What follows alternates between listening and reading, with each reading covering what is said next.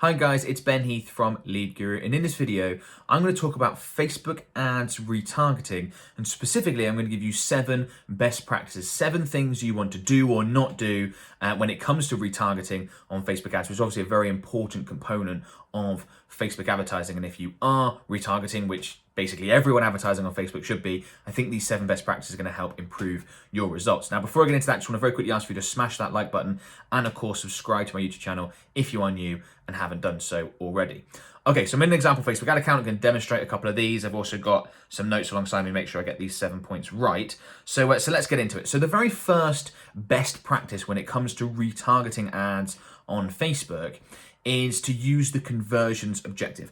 Well, conversion objective for the vast majority of people. You could also use catalog sales if you're doing dynamic retargeting. That's absolutely fine. I'm going to have separate videos about that. But the majority of people want to be using the conversions objective or catalog sales, as opposed to things like traffic, reach, etc. Now, I get this question semi-regularly where people will say, but hang on, with retargeting, you're only advertising to warm audiences. Why don't you just use reach? Because that's going to reduce your cost, per 1,000 people reached. Surely that's going to result in improved performance. And I completely understand the theory there, completely understand the logic, but it just doesn't happen in reality. If you run a retargeting campaign with a reach objective alongside a retargeting campaign with a conversions objective, the conversions campaign is going to win. We've tested this a bunch of times. And I think it's because within a conversions campaign, the structure of a conversions campaign, there is so much going on sort of behind the scenes that Facebook is doing to try and get you what you want, which is conversions. With a reach campaign, obviously the setup is completely different and Facebook's just trying to get you as many eyeballs as possible. There are things, so obviously with a conversions campaign, Facebook's trying to put your ads in front of the best people possible. And you might be thinking, well, with retargeting that doesn't apply, but it does, right? If you've got a retargeting audience of 10,000 people, the person that visited your website yesterday is a much better prospect than someone that watched a video of yours on Facebook, 4 weeks ago. Facebook knows that. Facebook also knows, or at least can work out, as you run your campaign, the best placement options to use, the best time of day to advertise, all those sorts of stuff that help you get the best conversions. So with retargeting, unless you're running an omnipresence content campaign, which I talk about in separate videos, I include a link in the video description. That's the one that talks about all about long-term strategy, which is a different campaign structure than what the majority of Facebook advertisers are going to use. Unless you're running that, you want to be running conversions or catalog sales when it comes to your retargeting campaigns or different retargeting structures that I'm going to get to later. And you can see it. I've got that in front of me right now with this retargeting campaign. You can see we've got the conversions objective selected. So that's best practice number 1, conversions or catalog sales. Number 2, in most industries, you don't want to use what I would refer to as creepy retargeting copy. So you don't want ads that have headlines, copy, or even, text in images that has things like, you didn't complete your checkout process, come ahead and purchase. Or I saw you signed up for my webinar, but you didn't actually go ahead and watch it. In general, people don't like that. And we know that in 2021 and going forward, we are going to see more and more crackdowns on privacy and retargeting in general and things along those lines. So I think as that increases, as sentiment sort of shifts more and more to anti-advertisers' ability and platforms' ability to sort of track what you do and retarget super specifically, you don't want to bring attention to that and highlight it in your ad copy. Now, obviously, if someone added to cart, right, and then they were about to purchase but didn't, and then you retarget them either dynamically or not with that same product, that's absolutely fine. But just don't highlight it in your copy saying, you almost bought this, come and buy it again. Just advertise it to the game. Again, use your regular sales copy.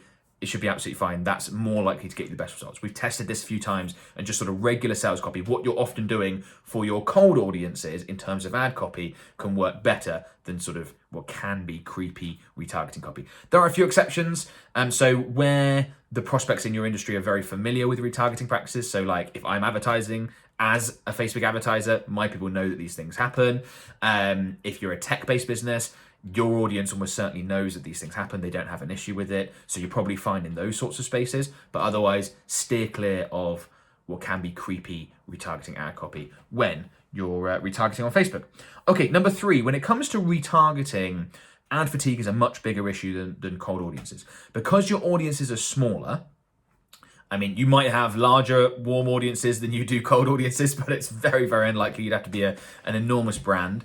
Because your warm audiences are often much, much smaller than your cold audiences, obviously your ads are put in front of the same people many more times, and you can run into ad fatigue issues. So it's always a good idea to be refreshing ad creative, changing up offers and things like that more often with retargeting campaigns, retargeting ad sets, than it is with cold audience campaigns, okay? What that number is in terms of frequency that triggers ad fatigue really depends on your audiences, how warm the people actually are. I've seen retargeting campaigns run up into the 30s of frequency with no issues. I've seen them start to struggle around a 5-6 frequency. Okay, so it can vary a lot. What I would say is keep an eye on a drop in performance. When you see that, is a very good chance ad fatigue is the issue, and that's when you know you need new ads, new offers, and things like that. Okay, I've got another video about ad fatigue and how to combat it. So if you think you're having that issue, go ahead and check out the video description. There'll be a link to that video in there. Okay, Facebook ads retargeting best practice number 4 is you might want to tailor your imagery to things that will speak to your specific audience. And you can do the same with ad copy as well, but imagery I think is the most striking part because that's where you're going to grab people's attention. So this is a very separate point to the sort of retargeting ad copy. I'm not saying things like put in your images or in your copy you visited before, but what will they recognize and mean something to them that perhaps you couldn't use advertising to cold audiences? So a perfect example would be if you've got any sort of personal brand or figurehead attached to your business, including a picture of them in your imagery, in your videos, in your images, will speak to your warm audiences and might give you really good results in those retargeting campaigns, whereas you couldn't do it with cold audiences. So if I give my example, I've got a pretty large audience in the Facebook advertising space. If I run a Facebook ad campaign, I can include images of me in the image or in the video, whatever. That's going to grab my audience's attention because they're used to watching my YouTube videos, being part of my Facebook group and seeing me do videos there, all that sort of stuff. I couldn't do that really with cold audiences. It just wouldn't be anywhere near as effective. To people that don't know me, image of me is not interesting to anyone, who cares, right? But it's going to have extra impact to people that do know my face. And there are all sorts of examples of that. So you could have, if you're at a local business and people would recognize your location, perhaps you're on the high street, or they might not know the name of the butcher's, they might not know the name of the business. It could be a butcher's. They might not know the name of the business, but perhaps they'll recognize the building. Oh yeah, I know. I didn't know the name of that restaurant, but now you've put a photo of it in front of me. I know where that is. That's just off this street and that sort of thing. Okay. So what might your warm audience really resonate with? What might grab their attention much more so than cold audiences? Okay, try and include some of that in your imagery or your videos, can help improve performance. Right, Facebook ads retargeting best practice number 5 is, in general, you want to make your retargeting audiences as large as possible. Don't artificially constrain them. So a classic example is people will often just retarget people who have added to cart, okay? I would prefer, and you can get more sophisticated with retargeting and break it down to the various layers, but I would prefer that if you just have one retargeting audience, and you would go with all website visitors as opposed to just add to cart, so you're going to see better results. We've already talked about the fact that smaller audiences leads to ad fatigue issues, so where possible you want larger audiences. But also, when you're just retargeting add to cart, I don't think you're giving Facebook as much credit as it deserves. Facebook, let's say you give them all website visitors. Facebook knows who just added to cart. They know who visited yesterday. They know who initiated checkout. They know who spent half an hour on your website versus who spent 12 seconds on your website.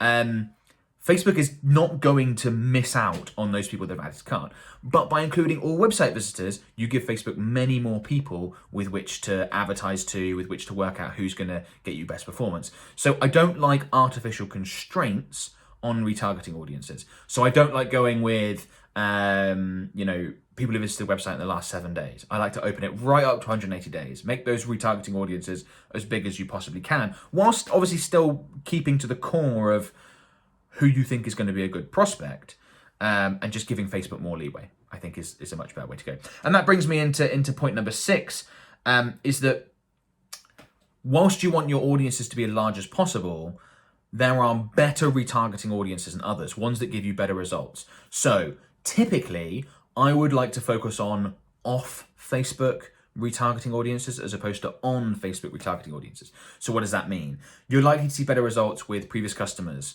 or website visitors, your email list. So, people that have taken actions off of Facebook to get onto those lists or get into those audiences, like visited your website, like subscribed to your email list, like bought from you previously, as opposed to the on Facebook retargeting audiences, things like video viewers, people who have interacted with your Facebook page, stuff like that, okay? Those audiences tend not to be as effective because it's just very easy for someone to just sit there and watch 20 seconds of your video. It doesn't mean they're that warmed up. They could, whereas if they come through to your website, or particularly if they buy or subscribe, that's a much larger action. They've shown much, much more intent there.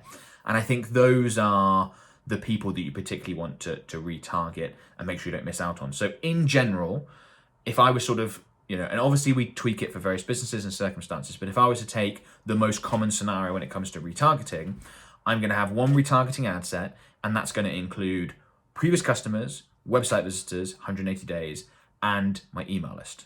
Okay, that's what the three that are going to be in there.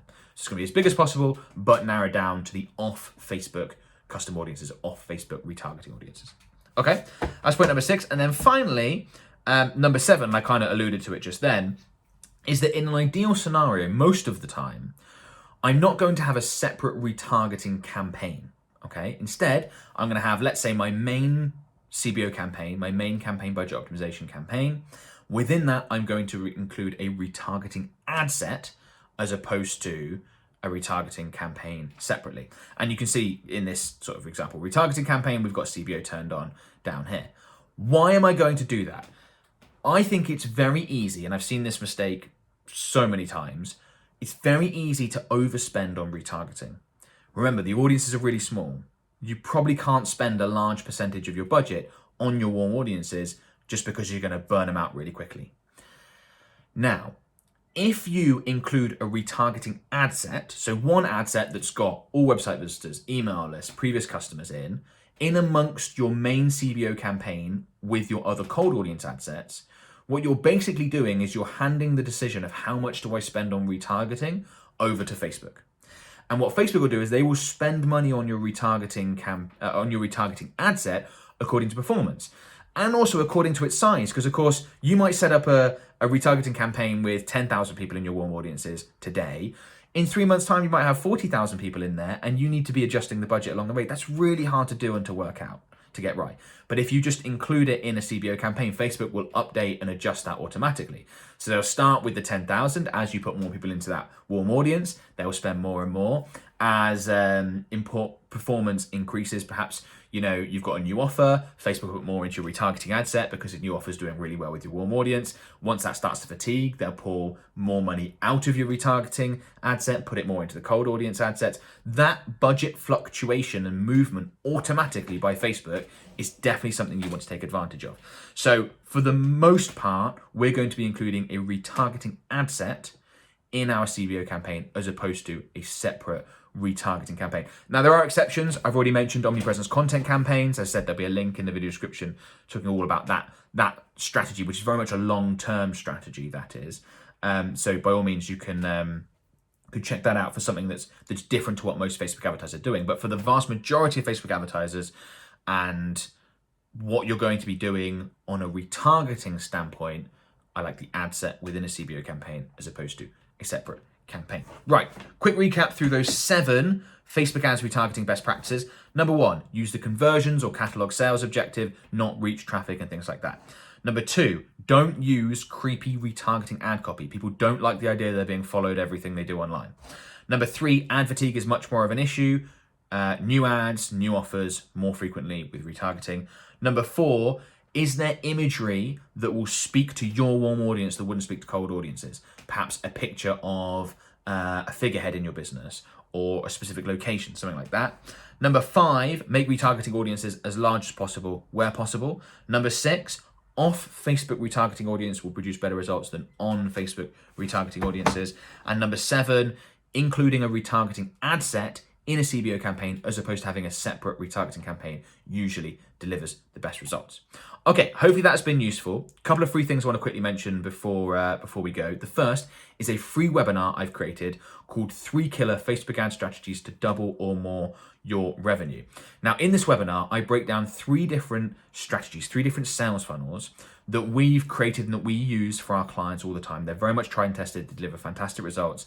And I break down each one of these sales funnels into their component parts. And I also explain which one or which 2 of the 3 you want to use depending on which business you have, right? You need a different sales funnel to advertise $30 products as opposed to $10,000 services, or an online business versus an in-store business versus an e-commerce business versus an app business. There's all sorts of different things you need to do depending on your business. So I strongly recommend you go through that webinar. It's completely free. Links in the video description below. I think one of the biggest mistakes I see Facebook advertisers make is using the wrong strategy for their products and services. And if you do that, doesn't matter what you do, nothing's going to work. Doesn't matter how good your ads are, how good you need the right strategy, right? So go ahead and watch that completely free. Other thing I want to quickly mention is our Facebook advertising services. So my company, Lead Guru, is a Facebook ads agency. We create, manage, and optimize Facebook and Instagram ad campaigns for our clients. We have a minimum budget requirement to work with clients, which is $3K per month. Provided you meet that criteria, we'd love to talk to you. You can book a free call with one of my team members. Again, links in the video description. That'll go through to a page on our website. You can literally just book a slot directly into their calendar, probably in the next few days. And it's very informal, no obligation, of course. You can just find out about our service. We can let you know, we can find out about your business, let you know if we think we can get great results for you. We may have worked with a business like yours in the past. And yeah, just a 30-minute call to find out more, really. So if that's something you want to do, go ahead and book that call, completely free to do so. As I said, you do need to meet that 3K per month budget criteria. Otherwise, we'd love to speak with you, and hopefully we'll work with you in the future. Okay, if this video has been useful, please comment below to let me know. Comment below if you've got any questions. I get to as many comments as I can. Subscribe to my channel if you are new and haven't done so already. And of course, smash that like button. That would be much appreciated. Best of luck with your Facebook ad campaigns, guys. Go ahead and get your retargeting campaigns, retargeting ad sets going, and hopefully you see a nice improvement in performance. Thanks for now. Bye-bye.